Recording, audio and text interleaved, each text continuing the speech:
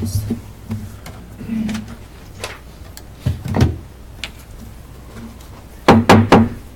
evening. We will call the City Commission meeting to order. It is Wednesday, February 7th at 7 p.m. and we will start with our roll call, please. Mayor Skidmore. Present. Commissioner Jorgensen. Present. Commissioner Graves. Present. Commissioner Kaler. Present. Commissioner Whitegan. Present. Wonderful. We have a full house tonight. We're going to need a bigger city hall, Wendy, I think. This is wonderful to have so many people in here. So, Aaron, put that in your plans. Darren, we can get that on there going. But anyway, glad to have everybody here tonight. Also listening on the radio and watching on our government access channel. We are going to start with the Pledge of Allegiance. And now what I like to do is have all of our Cub Scouts come forward right here. And you all are going to lead us in the Pledge of Allegiance. And followed by the prayer invocation by, is Jessica Hanks not here? She's not here. We will have the invocation by Ernest Jones then. So if the Cub Scouts and Boy Scouts will all come forward and right up here in the front. You guys said it too. There you go. Come on up.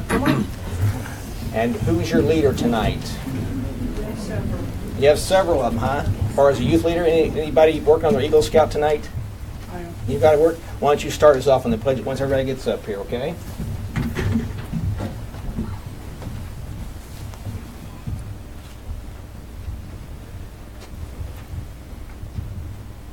Allegiance to the flag of the United States of America and to the republic for which it stands, one nation under God, indivisible, with liberty and justice for all. Please remain standing. Ernest Jones, thank you. Let us pray. Creator of all that exists, we're gathered here together today, O God, that you would lead us and guide us in all of our business affairs. God, watch over all of those that you have chosen to be leaders of this great city. Continue to work with them, through them. And God, continue to protect us as we declare your name in the earth. Amen. Amen. Thank you, Pastor. Thank you.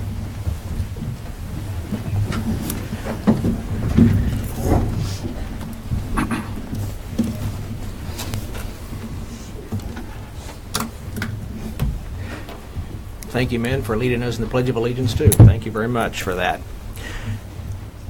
That's item number 6 on our agenda. That's the minutes from the January 2nd special call study session, our January 8th meeting, our January 22nd and January 29th study sessions, January 24th special call meeting for Local Government Day, and January 3rd and January 17th regular meetings. Also included in the consent agenda would be the approval of new members to our Board of Commissions on the Accessibility Advisory Board with Josh Robinson and John Fritz. Do we have a motion for the agenda approval?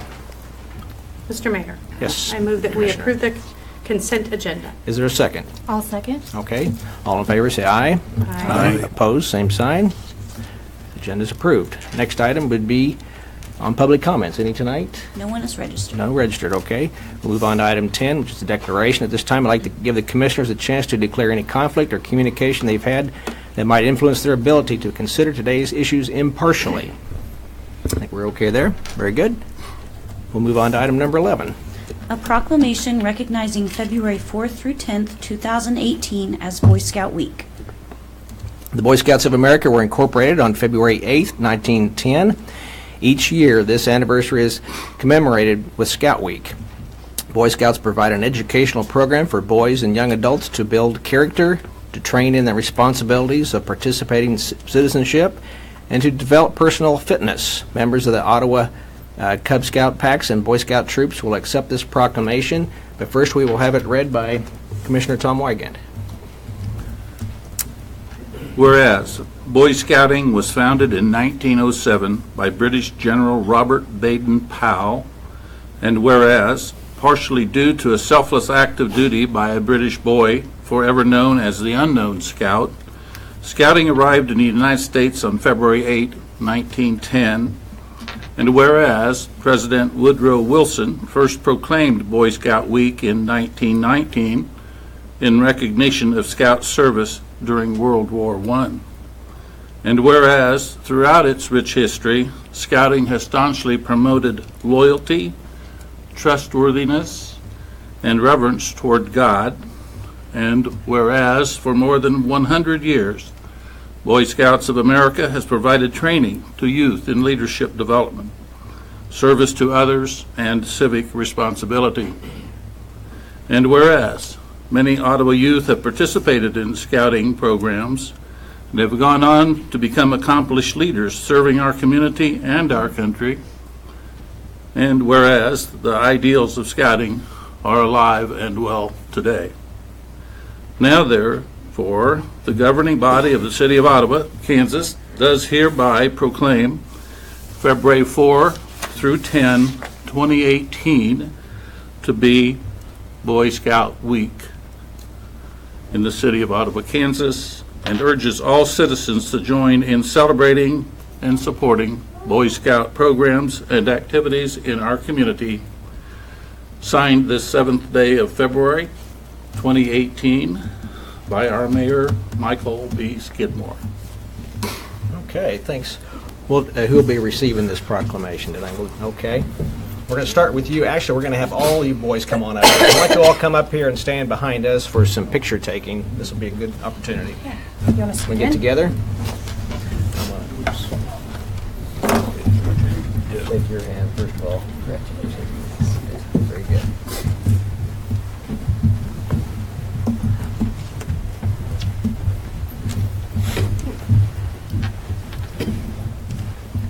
A lot of scouts, aren't there? There you go.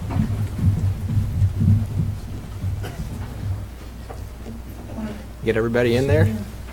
Come on in, come on, there's room We for got you. room. Yeah.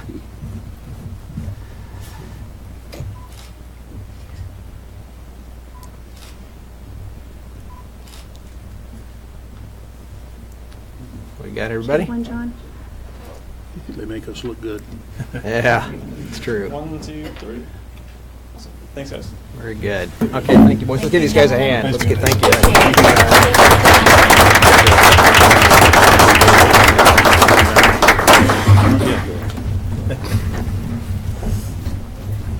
I have a feeling some of these boys will be sitting up here someday too, so just wait until we're retired before you run for office, okay? I just appreciate that if you'd wait.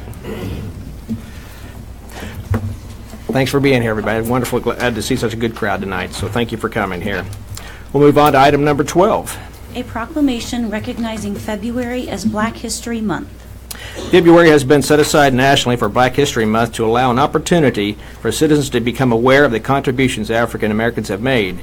Reverend Ernest Jones will accept this proclamation, and it'll be read by Commissioner Graves. The proclamation reads as follows. Whereas in 1915, Dr. Carter G. Woodson created the Association for the Study of Negro Life and History, now called the Association for the Study of Afro-American Life and History, and in 1926 introduced Negro History Week, and whereas in 1976, as part of America's bicentennial celebration, the week was extended to a month and is now officially known as Black History Month. And whereas February has been set aside nationally for the observance of Black history, allowing an opportunity for many citizens in Ottawa to become aware of the contributions that African Americans have made toward the empowerment of the Ottawa community and country. And whereas today, Black History Month continues to be an important time of reflection and celebration for all Americans. And whereas this observance of Black History Month must lead to the day when the history of the world will be void of national bias, race hate, and religious prejudice. Now, therefore, be it resolved that we as a community assess where we are positioned at this time in our history and determine where we are going in the future. Let it further be resolved that a true and objective presentation of history eliminates the foundation of racism for some and increases the self-esteem of others. Now, therefore, the governing body of the City of Ottawa, Kansas, does hereby recognize the month of February 2018 as Black History Month and urge all of our citizens to join in the observance of this month. Signed this 7th day of February 2018 by our Mayor, Michael B. Skidmore. Reverend Jones, would you come forward, please? We'll shake your hand.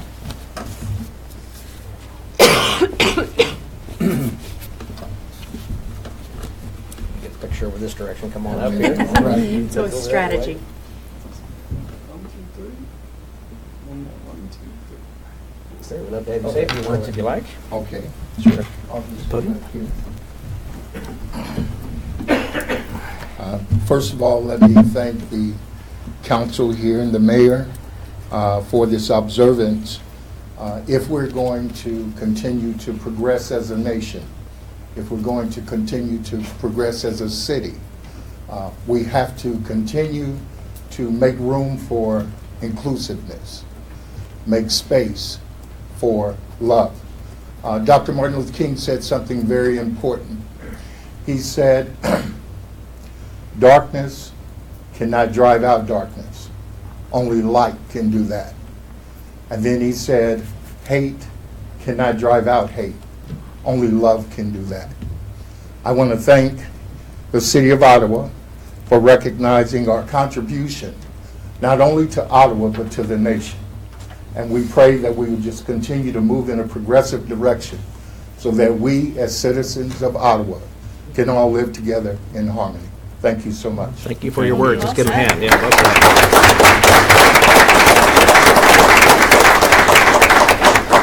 Thank you very much.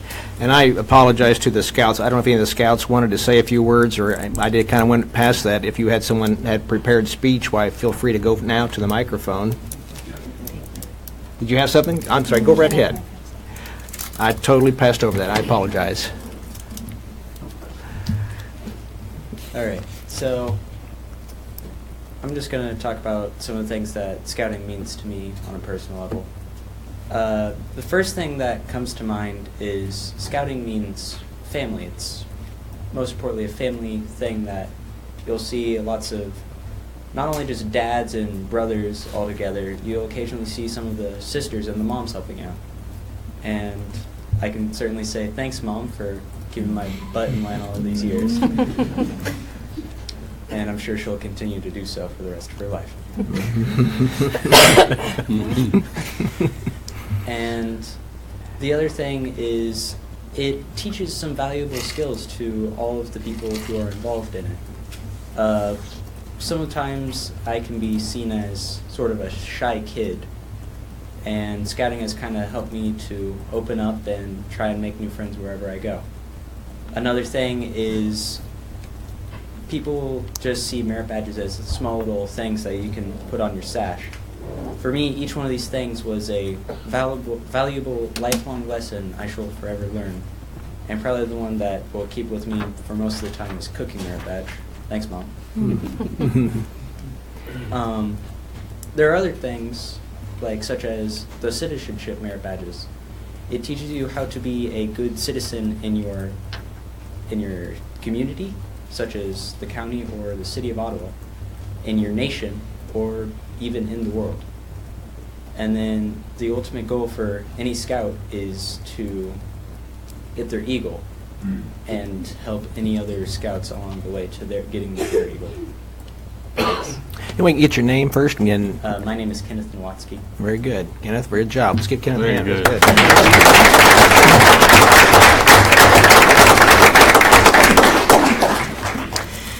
Good. Next would be item number 13. Presentation by Mayor Skidmore to Martin Luther King Day Essay Winner.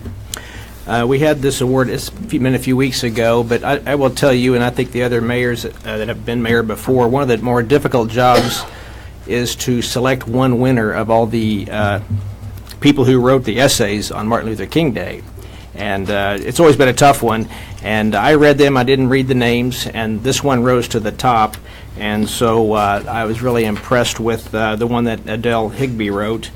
She's at West Franklin Middle School and will receive a plaque for this. So Adele, are you here? Come on up here and let's get your picture. Is she going to read her? Yeah. Good. I'll get your essay. You want to read? Let's get the picture first here. One, two, Okay, there's this, and this is also the proclamation we read there too, so you can have that as well. So you have to say a few words, and Adele, what grade are you in? You're I'm in 6th grade. 6th grade. West Franklin Middle School. I didn't know my left hand from my right hand when I was in 6th grade, but my goodness, you've done a good job in this written form, so good job. Would you like to read it for us, please? Yes. Thank you. I am Adele Higbee I'm in 6th grade in West Franklin Middle School. And the question I was to answer is, who is Martin Luther King Jr. and what is his legacy? Merriam-Webster's School Dictionary defines legacy as something left to a person by will. While some people had legacies of royalty and power, Martin Luther King Jr.'s legacy was a passion for equality and peace. Dr. King led several nonviolent protests against segregation, which would change America forever. Martin Luther King Jr. was born on January 15, 1929, in Atlanta, Georgia. He lived a childhood of segregation and unfairness. As he graduated from Boston University in 1955, Martin Luther King Jr. decided to change segregation and unfair rights to equal rights for all mankind, regardless of race or color. The first uprising was the bus boycott of 1955, in which Dr. King was the leader. According to www.historynet.com, Martin Luther King Jr. became the predominant leader in the civil rights movement to end racial segregation and discrimination. Another example of his passion for equal rights was joining the Freedom to Vote March, also known as the March on Washington. These are just a few of the ways Dr. King encouraged equality for all mankind. So what does this have to do with his legacy? Dr. King gave America new ways to look at segregation as an unfair action that could be changed if everyone worked together. He never used violence or harsh words, and he always respected others' feelings. All Dr. King wanted was a chance for equality, and he accomplished his dream. Martin Luther King Jr. changed America and will forever be remembered. Thank you. Very good.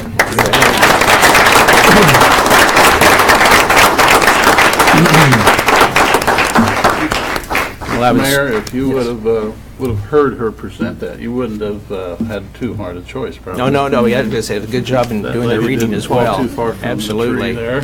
You can see why that hers was selected. Well, I did feel like there's so many of them that were read that afternoon, and I really am encouraged by the younger kids that they get it. I mean, they get it, folks, and I appreciate so much that they do, and a lot of adults don't yet, but the kids, at least we got this generation coming up, they get it, and I'm very proud of them. And I know the Higbee name is well respected in this community, and I know this next generation come up will continue that tradition. So congratulations, Adele, and your parents that are here. So glad to have you all here. Thanks for coming. We'll move on to item number 14. Continuation of public hearing from January 3rd, 2018 regular meeting for the consideration of annexation of property located at 2324 East Logan.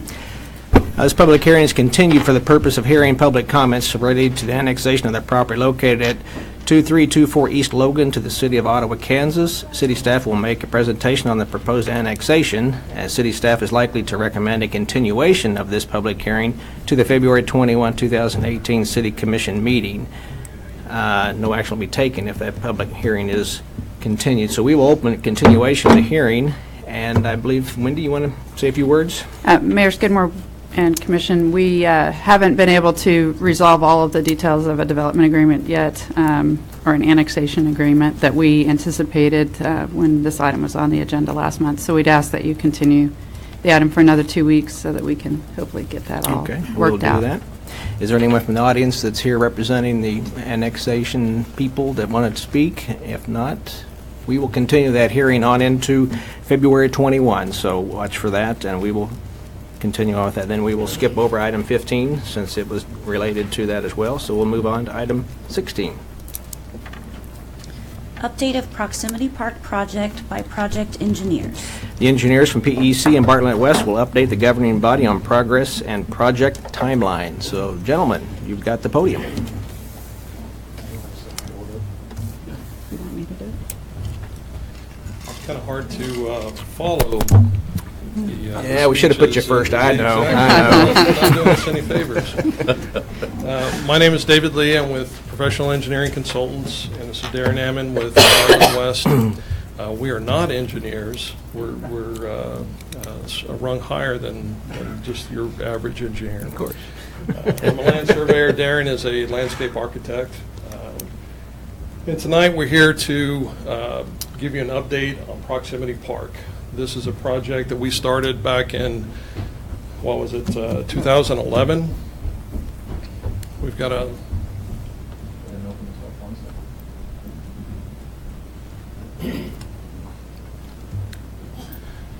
most of you have seen a lot of the slides that we're going to show, so we won't spend a whole lot of time, but we will be available for questions as we kind of get through this. So in 2011, FCDC organized the land committee as it came to be known. Several of us were a part of that first group that started meeting in October.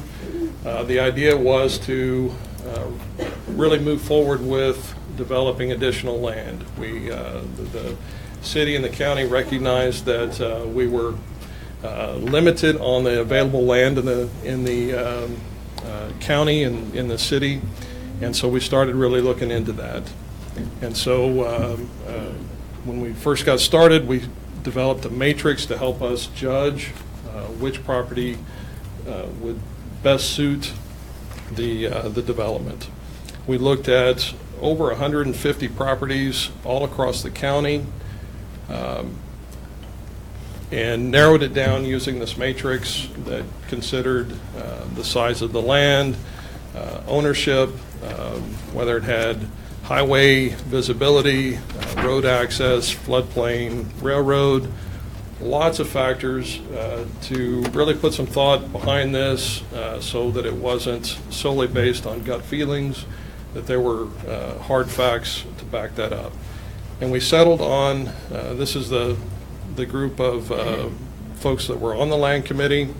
All of us are still involved in the community except Jeff, who has moved on. So we settled on the land out south. It's roughly 300 acres, and have early last year we started a master planning process that Darren's going to talk just a little bit about as we kind of move through this. Mayor and Commissioners, excited to be here, and it is a hard act to follow with all the folks that have been already presenting tonight. So, but we will flip through this kind of quick. As David mentioned, we've been going through the master planning process back in 2016, and again, a lot of this is information many of you have seen and folks that have been involved with the process. But that was really about trying to set the vision and what the direction that we wanted to take as a community and as a county, thinking about moving forward with the master plan and the park itself. We looked at a lot of different things. This wasn't done in a vacuum. There was a lot of different folks involved, from the detailed site analysis, thinking about floodplain, all of those things that may impact the development, and then all of those things to create a vital and viable industrial park. What size of lots do we want to have? We've talked all along about three key words: creative, flexible, and unique. That was the principles that drove the master plan, and really thinking about how that would come together in terms of putting a plan together that could be eventually sold. And this is the preferred master plan that we had come up with back in 2016, which is the board that's to my right over here as well for other members of the audience. So Bartlett and West on the engineering side, just kind of to recap this, there was multiple tasks Bartlett and West and PEC were charged with, once agreed upon, with the City of Ottawa and Franklin County to start within the development. Everything from a traffic study for the Highway 59 corridor and surrounding area, street design, sewer design, new water lines, preliminary and final platting, all kinds of infrastructure, bridge design, and all of these different things together while also looking at the site. And just real briefly to recap what these things are for the commission and those in the audience, so you can kind of see overlaid on the vision. To quickly flip through this, Highway 59 and the Kingman intersection will be rebuilt in the future, along with 1 mile of new street to city standards on Kingman, which also includes a new bridge structure over the existing Rock Creek, 1 mile of new city street again on Montana, new sanitary sewer main infrastructure that will be tied into the existing infrastructure to provide options for development within the park, a water line loop all around the entire area to provide fire protection and water service to those businesses wishing to locate there. And then in the upper right-hand corner was the red dot, is a new power substation and a water tower, which has subsequently moved catty-cornered from that in development. So that's all of the infrastructure in a nutshell. And as I continue to talk and kind of flip through some of these slides, to the left here, for example, is what the full build-out of Kingman and Montana will look like. To the right is phase one, because it's going to take some time to have development and justification for traffic. Ultimately, we hope that will be signalized, and that's the plan. But working with KDOT until trip generation and things like that are determined that it's needed. But the ultimate build-out will be double turn lanes, a lot of new infrastructure, and hopefully a heavily utilized intersection when lots of new businesses and other things start to come into the park. Again, a city typical section for the road was developed for Kingman and Montana. New bridge plans, which will be a brand new bridge spanning about, forget the exact distance, 200 and some odd feet, so that 2 semi-trucks, for example, can get across there without any problem, and handling all of the flood challenges under Rock Creek and Kingman in that area. So that was all looked at as well. We had some wetlands concerns on the property that we worked with a sub-consultant to help alleviate those and understand what our challenges were and how we'll be able to navigate those procedures moving forward. A lot of different infrastructure I've already talked about on the site. But then ultimately, as a group, we talked about, we are trying to put all the pieces in place for what the master plan itself and the park will look like when it's done. But it's really important to think about who's our customer. And Bartlett and West and PEC worked with FCDC, the city and the county, to come up with a plan for how we're going to be able to market the park. So these are some brief things that we had talked about, which are really important. Who's our customer? What's our product we're selling? How are we going to reach those customers and sell this product? What does success look like? Because how are we going to measure what success is? And then what's the investment? Because obviously to do a plan like this takes a lot of investment. And from Bartlett and West and PEC to the city and county, kudos to you as leaders in the community to have the forethought to think ahead, because this is something that's going to impact generations to come. It's going to take some time because we're really just at the beginning, even though we've already had a long process, as you've seen, but to get those businesses to come into the community is really exciting. And to finish up here real briefly in terms of the marketing, again, we consulted with a lot of other folks beyond ourselves to think about how can we really work to market and provide the tools to FCDC to continue to market the park and make folks that are not even from Kansas or the United States, for that matter, become aware of Ottawa and Franklin County and want to locate their business in the community and bring their employees and workforce here. That also talked about putting together through our marketing plan a new FCDC website, because 95% of all research by site consultants is done online. So a brand new website was developed, as well as going through the process of a new logo. So I'm really excited about the Proximity Park logo, and I think that really starts to brand itself when you say Proximity Park, that it's located in Ottawa and Franklin County. And just some real brief stats about that. When you really think about it, there was time, money, and effort put into the marketing portion of that. But over the 4-year plan that was developed for marketing, it really equates to less than 1% of the overall cost. So on the backside, you don't want to shortchange yourself about marketing the property for the infrastructure that has been put in. So that's a great investment for the long-term future, and to have the awareness of this park come to the forefront for everything else. And finally, when we think about this as a whole, I think it sometimes gets lost as, why are we doing this? Just to develop land and have a big park so businesses can come in. It really comes back to what we call the economic circle of life. And you start thinking about, if we don't have an option to have new businesses locate within Ottawa and Franklin County, their employees then, if there's a business that wants to bring 500 employees, we hope they want to live here and grow up here. And those people are going to need restaurants to eat at, places to shop, and amenities and all those different things. And the quality of life amenities like parks and trails and things that people in the public really value and enjoy in their life, then there's additional tax dollars that can be generated by these businesses and folks that live in the community to help pay for those things like parks and trails. So really, all of that ties together, and it's important that we think about that as a community when this comes together. So for myself and David, I know we want to just say thank you to you and the county folks and everyone in the community that we've been having the pleasure to be able to work with all of you, and we're really excited about the future moving forward. So to end, our current status is right there. The plans are 99.9% done. We're buttoning up most everything with the exception of the intersection at Kingman in Montana.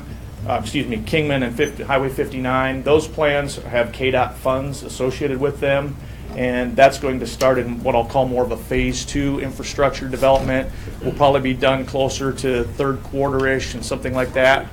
But the hope really is here, as stated at the bottom of the overall timeline for really the past 7 years, is that within I'll call it the next 45 days, we hope there's some things that David and his team are buttoning up in terms of right-of-way acquisition, easements with property owners, to get that in place so plans can be advertised and then out to bid. And again, the next 30 to 45 days, where we get into about quarter 2, we can have a bid from contractors and then get things under construction in the summer. So with that, we'll open it up for any questions you may have, but that's where we are as of today and a little bit of history. Let's do that. How we got here.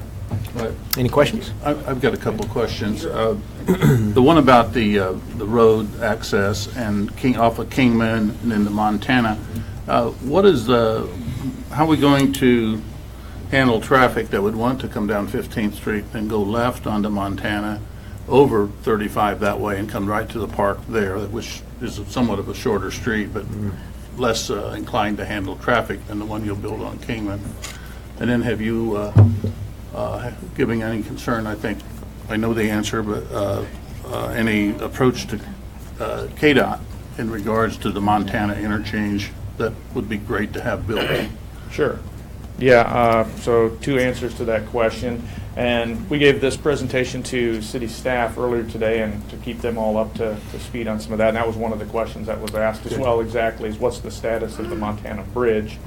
And as of right now, that has been pushed back on the funding availability list. Wendy can speak a little bit more to that than I can if you want the exact details, but there's been money allotted for that, but there's not a lot of money in the KDOT bank account right now for a variety of reasons.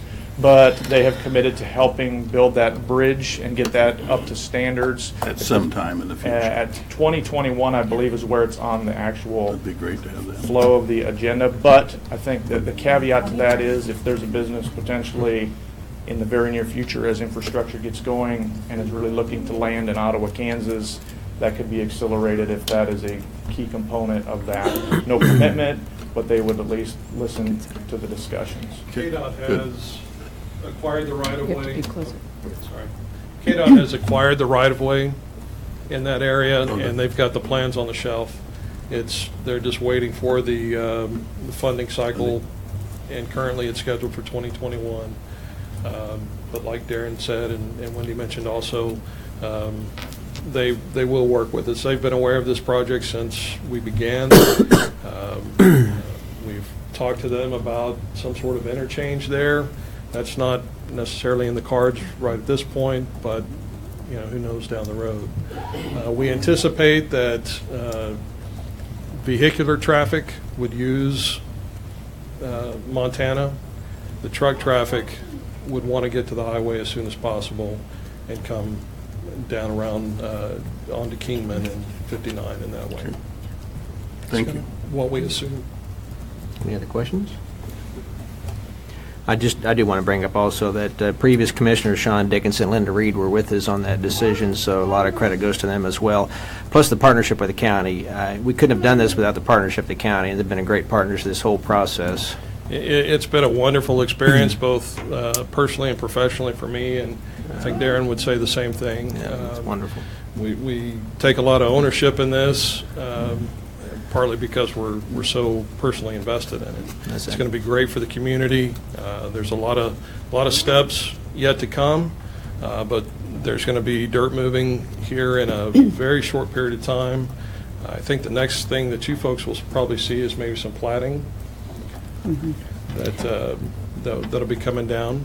Let me add one more, because if I don't Dennis may have to run up here. The water line that would be Yes. along I-35, all of Montana and Kingman is, 75% the way done, because they've crossed Rock Creek now, just in case you had last heard that they were having not been. Rock Creek on both ends. Yeah. And the city crews can confirm there is rock. Oh, we wondered Yes. why they got the name. Now we right. know.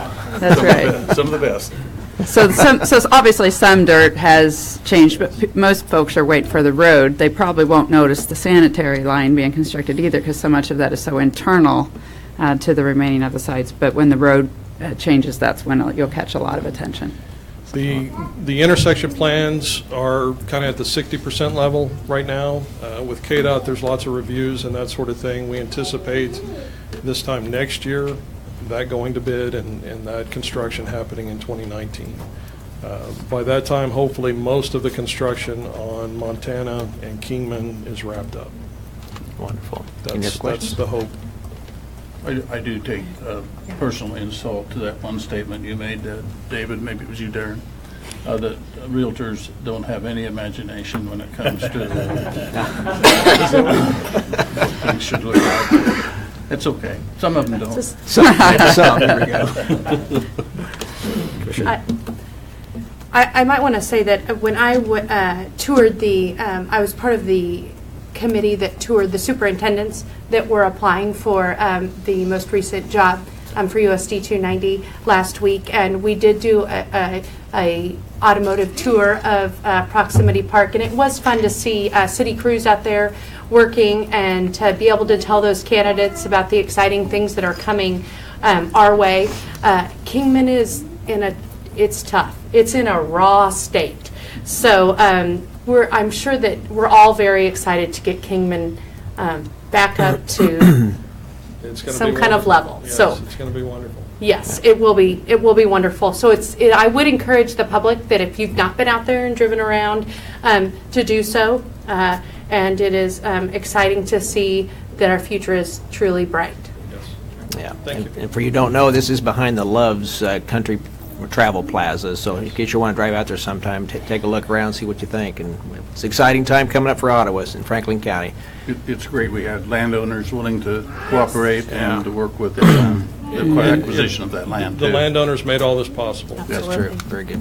The city and the county commission created the atmosphere for this, but it's the landowners that got the vision Ultimately. and got on board right away and made all this possible. Okay, David, thank you. Darren, thank you very much for your very good presentation. Thank you. We'll move on to item number 17. Public hearing to consider an application to the USDA Rural Development Loan Program. This application is for funds to extend wastewater infrastructure to Proximity Park, so we'll continue with that tradition. We're talking about Proximity Park, so we will open the hearing. And I guess, is Wendy, is you? Oh, I'm sorry, Scott, go ahead. Good evening. Good evening. And that's exciting to hear that design is 99.9% done, and we applaud the engineers. But for some of us, the work is ongoing. What this public hearing is the next step in securing additional funding to extend the city's infrastructure into and around Proximity Park. As you are all aware, we have sold $5 million worth of general obligation bonds to extend that infrastructure, but $5 million won't do it all.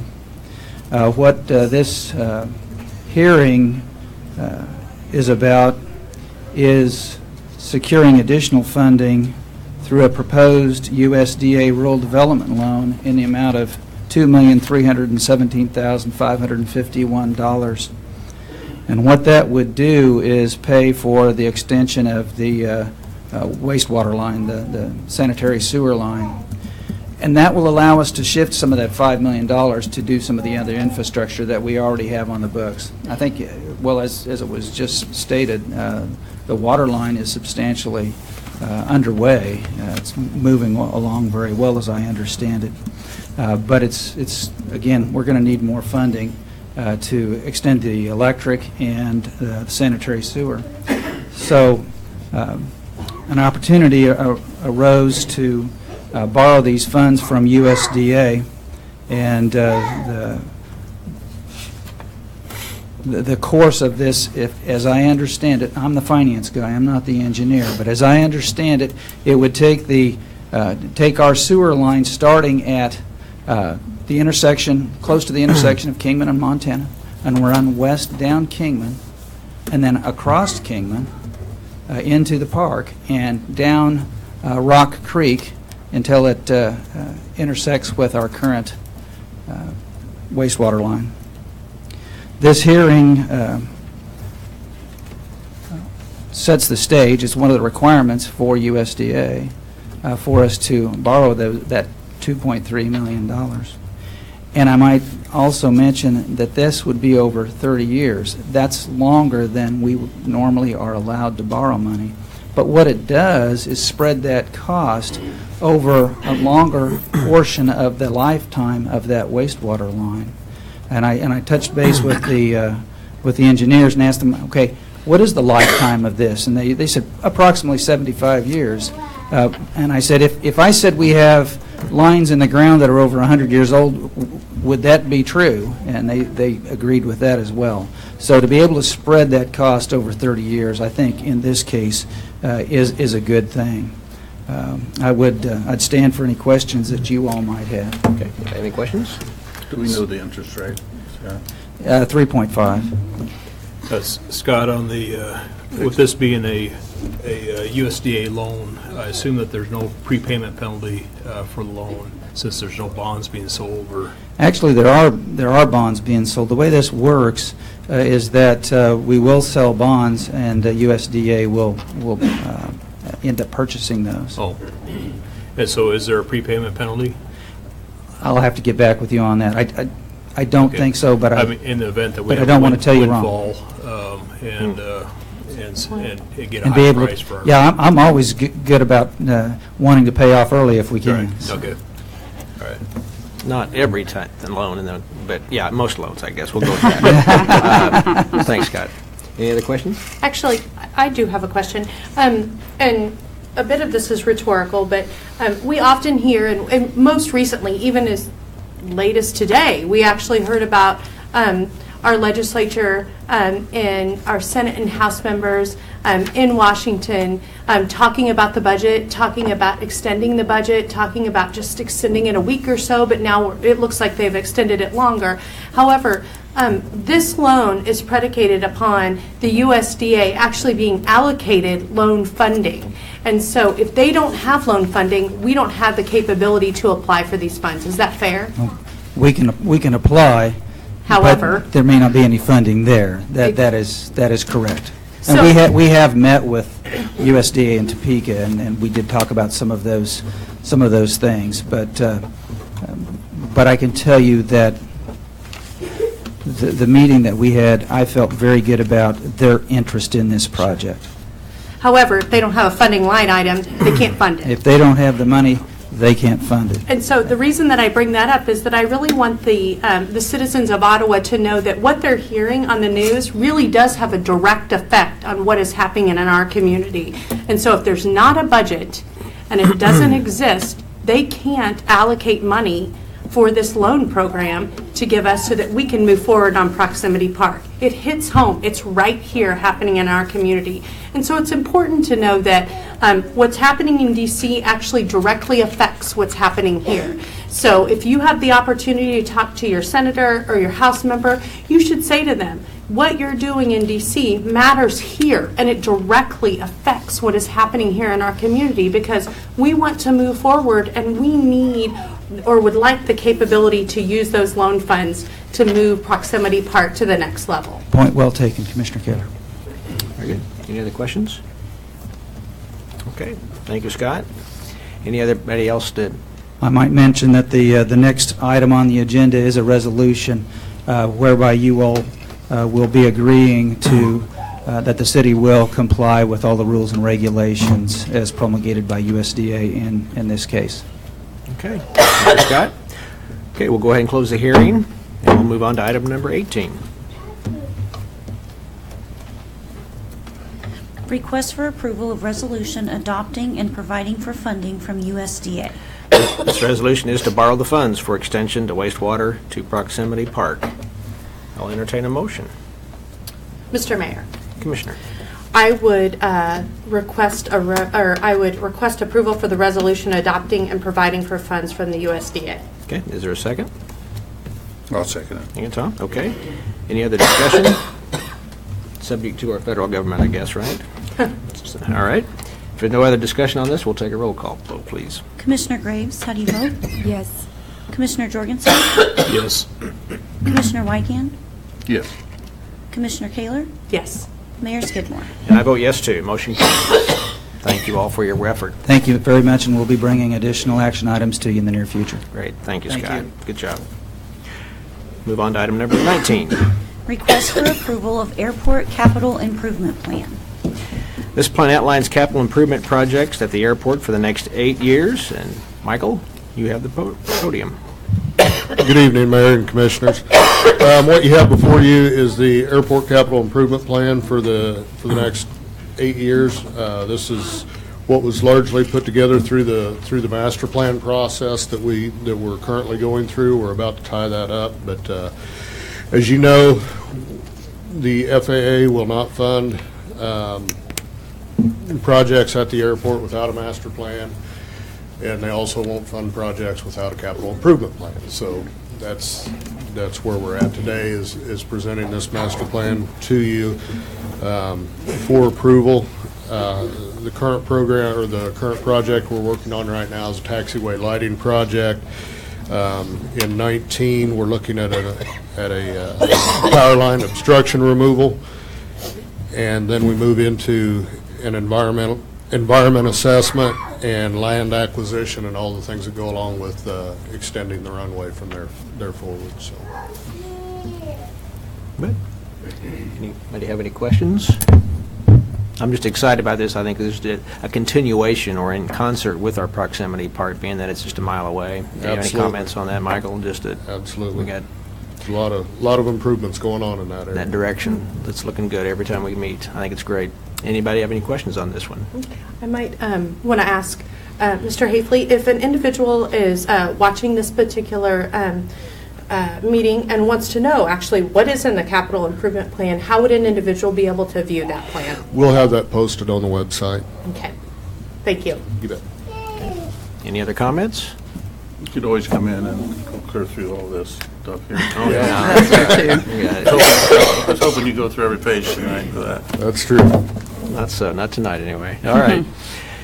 Mr. Jorgensen parked in a 30-minute zone, so Maybe getting a ticket. Yeah, you Mr. should Butters was listening to that, I think. He Yeah. runs out. Okay, we can Blake watch is her. after him. Yeah, I will entertain a motion on item number 19. Looks like if we have one. Mr. Mayor, Yes, Commissioner. I move to approve the capital improvement plan as presented. Is there a second? I will second. We got a second on that. Any other discussion on that? If not, we'll take a roll call vote, please. How do you vote, Commissioner Kaler? Yes. Commissioner Graves? Yes. Commissioner Jorgensen? Yes. Commissioner Wygand? Yes. Mayor Skidmore? And I vote yes, too. Motion carries. Thank you, Mike. And then I guess you're up for the next one there. Yes, I am. Okay, number 20. Request for approval of consultant for Ottawa Municipal Airport. After presentations by 3 firms, Alfred Benish and Company has been selected to provide consultant services on the upcoming airport projects, and I hope I pronounced that correctly. I think you did. Pretty close. All right.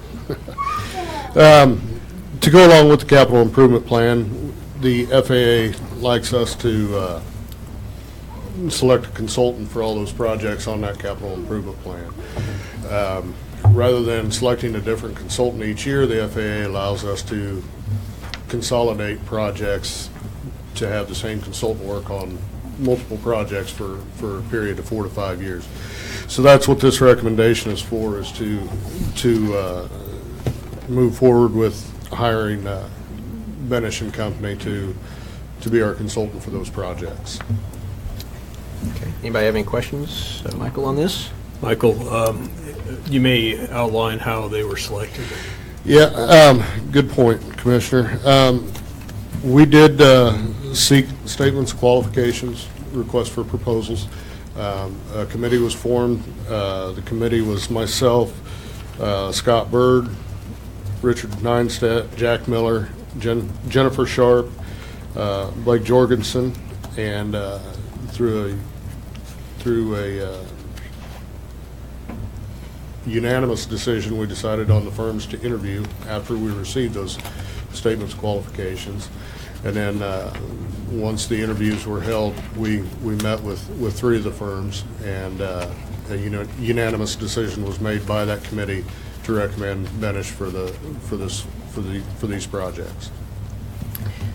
Mr. Hafley, Benish and Company has history with the City of Ottawa, so we're not starting from scratch with them. They already know a little bit about our airport. Is that correct? That is correct. Benish is the company that's currently doing the master plan. So they've helped us design the capital improvement plan. They've helped us lay out the future for the airport. So they fit right in line with going into the future for the airport. So.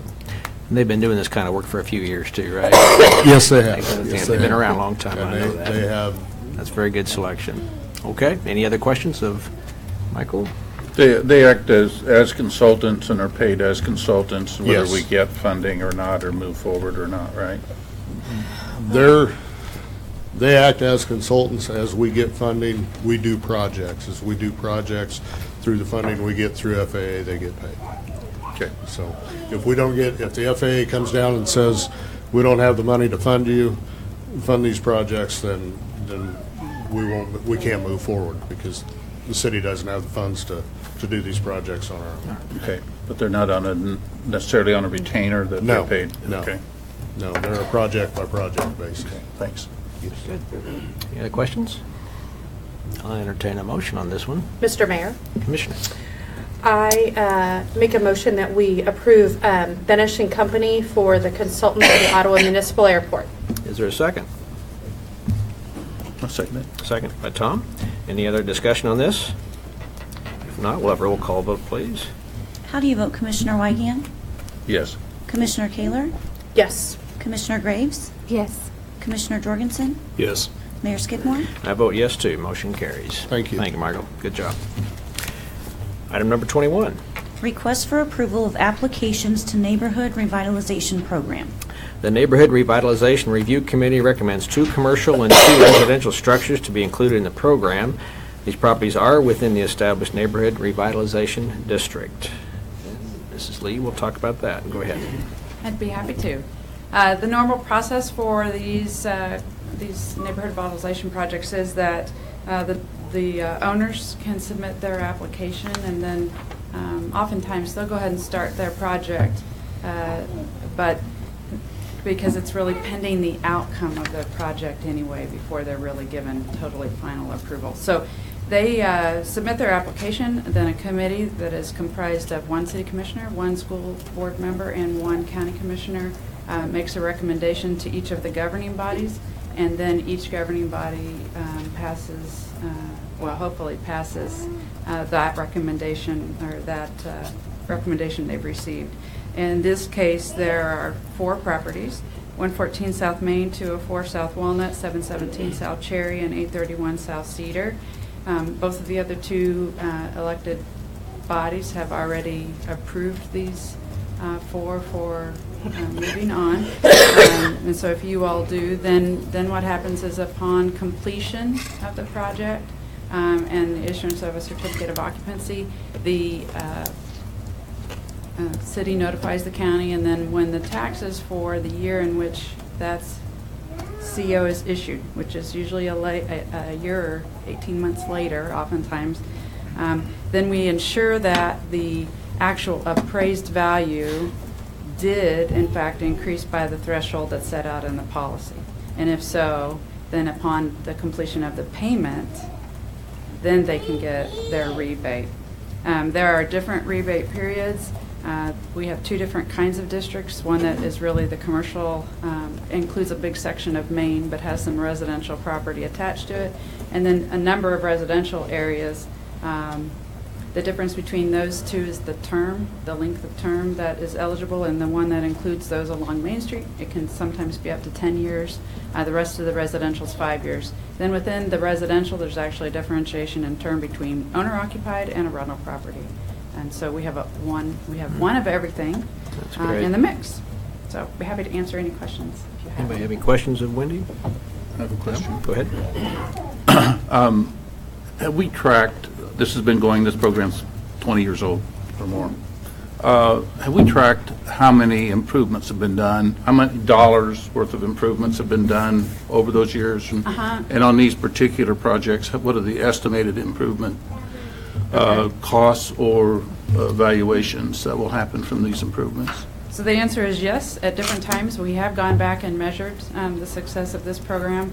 The last time we did that was ahead of when the amendments to the program were agreed on by all bodies, and we did a long PowerPoint presentation at that time as to how successful it had already been. Because it was actually oftentimes in combination at that time with a number of properties that the city had also invested in demolition and cleared land, that also led to kind of designation of some of those areas as eligible. We could show the twofold success, both what happens when a demolition is made necessary or done because it clears an opportunity for a new home to be constructed for infill construction, and how successful the program was. So yes, and it hasn't been done recently, so it could be done again, but it does take quite a bit of research. But on these particular properties, Yes. is there an estimate of what they were going to invest in them that meet their 20 or 25%?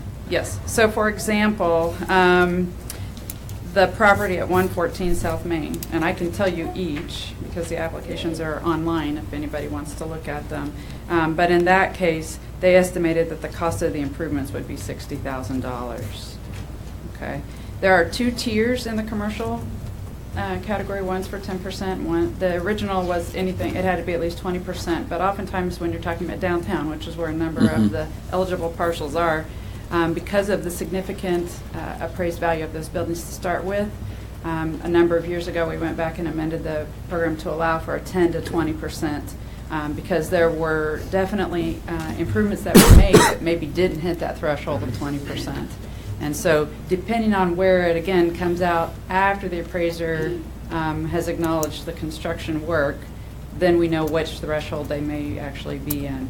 They're eligible to apply, but they don't actually qualify for a rebate until they meet all the conditions in the program. And that's true for even a house, because as you all know, the value of the construction does not always equate a value of appraised value increase. Sometimes more, sometimes less, depending on the project and the like comparisons that the appraiser's office is used to judge. Okay. May I have any other questions? I will say this is a wonderful program. I think it primarily deals with our downtown and residential houses on the periphery, but if somebody is on the fence trying to decide if they want to improve their property or not, this program can certainly maybe make the difference in them going forward with their project, and we will eventually catch up on the taxes, but it's a great project to get them started. Would you? And as you point out, it's been around a long time. In fact, just this week, a builder was in talking to us about some projects that he was doing for a property owner, and neither the builder or the property owner had remembered that they needed to apply. So we asked them to go ahead and submit that now. We do try to catch those because this is somebody going back in an existing neighborhood, and last year the structures were removed because they weren't, it was going to take too much to put them back in a usable condition. And so the owner, which is a wonderful thing, has made the decision to invest in new structures there. So we wanted to explain to him about how the program works. So yes, if people have questions, they can look online. Our website has the entire policy available as well as the application, or they can call the Community Development Office. We'd be happy to talk to them about it. That's wonderful. Very good. Thank you, Wendy. And I guess the beauty of this program, I have utilized it, built a property in the past that utilized this as well, and that's been 15 years ago, 18 years ago. And but the beauty of this is it doesn't hit the treasury. It's based on the value increase, and it's a rebate. So it's the taxes that the property is bringing continues, but then there's a rebate that gets, and then eventually the increase in value is taxed and received. So. Very good. And I just will add, Ms. Newkirk in your office does a great job with this program and keeping us all up to date and informed. So pass those kudos to her. She does a good job with keeping us going. So thank you, Wendy, for that. Any other questions? If not, we'll take a motion on this item number, 21? Mr. Mayor, Commissioner, I move that we approve the applications for the Neighborhood Revitalization Program. is there a second? I'll second that. Okay, second. Any other discussion on this? We'll take a roll call vote then, please. How do you vote, Commissioner Jorgensen? Yes. Commissioner Wygand? Yes. Commissioner Kaler? Yes. Commissioner Graves? Yes. Mayor Skidmore? And I vote yes, too. Motion carries. Thank you, Wendy. Item number 22. Request for approval of federal fund exchange supplemental agreement. This agreement is with the Kansas Department of Transportation for a program to allow public agencies to exchange federally allocated dollars in a specific federal fiscal year in exchange for state transportation dollars. The exchange rate for 2018 is 80 cents for every dollar. Michael. Good evening again, Mayor, Commissioners. This is a program that we've participated in for numerous years. In the past, the exchange rate has been 90 cents on the dollar for every, but in last year, we were notified that KDOT was going to cut that back to 80 cents on the dollar for the exchange rate. This is a program that KDOT does not have to share with us. This is a program that they voluntarily do with us to help share the money and spread the wealth, so to speak. The unfortunate part is at this time we do not have the amount of allocation that the federal government is going to give the state yet. But the agreement is just stating that we wish to partake in the exchange. Without the agreement, we forfeit any funds. We don't like that word. Okay. Anybody have any questions on this one? Or kind of either we do or we don't, but we can't borrow from MoDOT, can we? At 90 cents? But, that'd be nice if we could. I don't believe we They won't can. let us do I that. think we can negotiate We could that. try that next. I can look We might into try that that next if you'd year. like me to. Let me talk to them. I know some people. All right. Mayor Skidmore, really to boil it down, and I think Mr. Hafley did a great job to explain to the citizens who may be watching, but this really helps us with our street. When you see, I know we're doing this in February, but this really helps us with what you're going to see in May, June, July, August, when you see things happening and where we're rehabbing our streets, when we're making improvements to our infrastructure here in the community. Would that be correct? That's correct. Anytime you see us putting patching potholes, anytime you see us chip sealing a street, mill and overlay, any kind of street-related maintenance, these funds are directly tied to that. They allow us to do what we do. Wonderful. And we never have enough. Of course, we have a Obviously. long concrete management plan, but we certainly appreciate the opportunity to exchange money with KDOT when we're putting 20 cents of our local dollars and they're matching that with 80 cents. Right. Okay. And Michael, since the word federal is involved, it is also subject to allocation by the federal government. Absolutely. Absolutely. Okay. Any other questions? When do we know when we have that allocation? Is that at budgeting time, or is that when you're getting ready to fill that pothole? Or neglect that pothole? To be honest with you, Commissioner, I can't answer that. Until they pass the federal budget, we're not going to know. And that's the best answer I get from KDOT. But if there was a perfect world and we had a federal budget, what is it during our year, or do you know ahead of time what you can anticipate street improvements as? We go ahead and plan for our street improvements regardless of this, Okay. and then we make adjustments to the plan according to what we do or don't Okay. get. Okay, thank you. So, They'll bring you that entire list. yes. And then they'll say, we would have done this much, but we are only going to be gonna able to do this because much, is as an local money. example. Yes, Right. okay. Good. Any other questions? If not, I'll entertain a motion of item number 22. Mr. Mayor, Commissioner. I move that we approve the federal exchange supplemental agreement as indicated in our agenda. Is there a second? I'll second. Any other discussion on this? If not, we'll vote, please. How do you vote, Commissioner Graves? Yes. Commissioner Jorgensen? Yes. Commissioner Wygand? Yes. Commissioner Kaler? Yes. Mayor Skidmore? And I vote yes, too. Motion carries. Thanks, Thank you. Michael. Good job. Item number 23. Request for approval of ordinance amending Lakeside Estates planned unit development. This ordinance outlines amendments to the planned unit development and the corresponding section of the zoning map. Ms. Lee. Good evening. This is the second amendment that we've made to this plat since it was originally created. It was originally created in '06. The infrastructure was installed. It was at that time anticipated to be a private road, or other things like that. However, the property was then sold and a new owner acquired it, wanted to rename the street, and they made a few other adjustments, amendments as we call them. Then that owner wasn't able to proceed with the anticipated development either, and at a subsequent date offered it to the city for consideration for a park.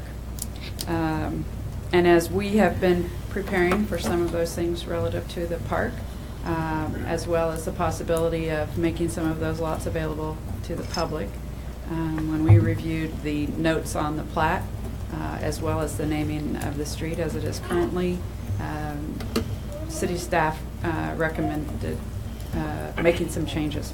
And so an amendment, public hearing was called and held before the Planning Commission, and several amendments at that time were proposed really to the notes section of the plat, not to any of the boundary lines, not to the property pins, not to the lot numbering, nothing in a really truly significant way, but it did create some options. And so one of the things that was amended was to create the opportunity, because two of these lots that are vacant have been held by a third party and available for sale, but hadn't been ever developed. And so we thought maybe one of the things in the notes was inhibiting that development. So upon some more consideration at the department head level, the recommendation is to allow that there would be the possibility of a shared access point driveway onto those two lots from 17th Street. In addition, renaming the street, it was Lakeside Terrace at one time. Then it was renamed to Easy Street, and staff recommended that that become Ash Court. This is right across from Ash Street. Will make wayfinding a little bit easier for folks that may need to find folks living there. Some of the other notes were deletions because they really don't apply now that some of that infrastructure is in, or that the city is going to be maintaining the street. One of the things that the commissioners asked for was also some consideration to using a portion of one of those sites for signage for the park. So that's one of the other additions. But I'm happy to answer any. Oh, at the public hearing, there were no comments. Okay. And the Planning Commission recommends, as well as staff, the amendments to this PUD. Happy to answer any questions. Okay, anybody have any questions? I guess I will just say that this does fulfill a need for as vacant lots in town for buildable homes, and also a park where we call them park deserts, I guess was the terminology, and there's no park close to this that we can be able to utilize for our citizenry. So any other comments on that, or you? Sure. One of the reasons I believe the governing body voted some years back then to acquire this was exactly that, as you stated.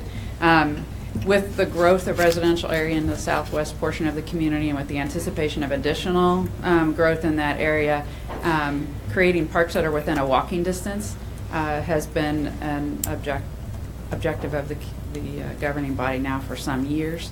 And this particular piece of land offered some opportunities that no other piece of land has offered us to date, particularly related to that pond for fishing, and just a water feature in the community that we don't currently have within the public realm.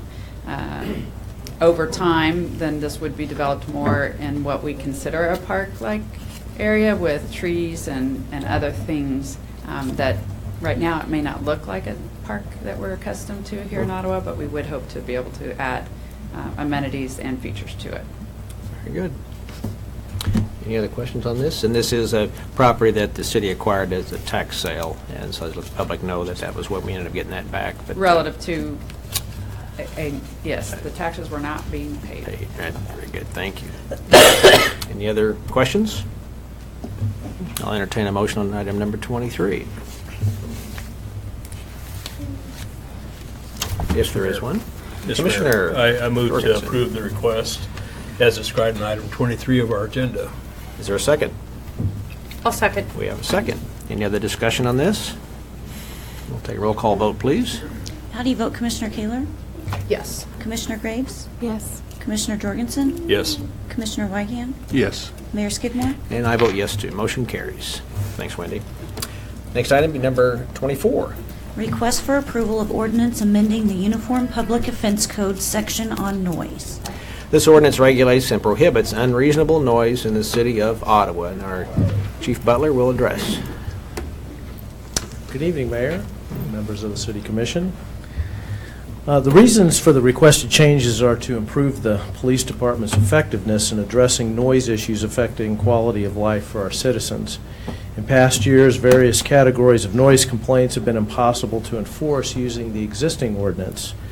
After a conversation with you in an open meeting last year during a work study session, I indicated I would be back with an ordinance that would be more effective, comprehensive, more contemporary, and enforceable. So what you have before you are two things. You have a copy of the current ordinance, which basically covers noise coming from moving motor vehicles. Very limited. Doesn't cover a lot of other things that we get calls about. And those other issues that sometimes are brought to our attention involve noises where someone is having a loud party, for example, or maybe someone is working on a car in their front yard or in their garage. Not just the fact that those things are occurring, but the time of day they're occurring. So in this ordinance, which the last ordinance didn't have, while covering a lot of those activities, there's a time frame in which those activities are restricted. It doesn't mean you can't ever do those things, but in this ordinance, you can't do most of them between 10 p.m. and 7 a.m. Now, recognizing that there are construction activities and commercial activities that sometimes occur in the summer when it's hot, there is one exception. Instead of 10 to 7 a.m. for some of the items or the activities listed in 1F, it indicates that construction work within 300 feet of an occupied residential structure involving the erection, excavation, demolition, alteration, or repair of any building, structure, or flat work is restricted between 10 p.m. and 6 a.m. instead of 7 a.m. Also, when this ordinance was being prepared, I gave it to all of the department directors and the city attorney and also the city prosecutor for their input, since many of them would be affected by these restrictions. For example, if a utility line or water main breaks in the middle of the night, loud truck might be out in the neighborhood, equipment might be used to tear up the street to get to whatever needs to be repaired. That is exempt from this noise ordinance from being a violation. And the last thing that I'll mention, and then I'll stand for questions, is the penalties for violating this ordinance have not changed. In the current ordinance, a penalty could be up to 6 months in jail and or a $500 fine. It remains the same in this ordinance, so the penalties have not increased. The last thing is, I've been asked about our enforcement posture when it comes to going out on calls like this. I think it's important to remember that sometimes when there is a violation brought to our attention and we find the source of the violation, that sometimes they're not aware that they're offending a neighbor or someone. And we ask for their compliance by asking them to stop whatever they're doing. Most of the time people are very willing to do that, and we go away and we don't have any more issues. But occasionally we have circumstances where someone either doesn't stop making the noise that's disturbing their neighbors, or they're doing it repeatedly throughout the week or the months, and we go back several times. So our approach is not to go out and issue a ticket the first time we get a call. But if we need to gain compliance for the courtesy of the rest of the neighbors, we can issue a citation for someone for violating the noise ordinance. I'll be happy to answer any questions. Have any questions? I have a question. Right, Tom? If an officer is following someone who's really making a noise, revving, speeding would be stopped anyway, but who interprets what is noise? What is too much noise? That's Is that a sub? That's a very good question. It's a very good question, and it's why we have courts, Commissioner Wygand, because an officer may make a judgment on what is a violation of this ordinance, and in good faith issue a citation, for example. And the person receiving the citation always has the right to appear in court. Instead of paying the citation, they could go to court and they could challenge the officer's decision in that case.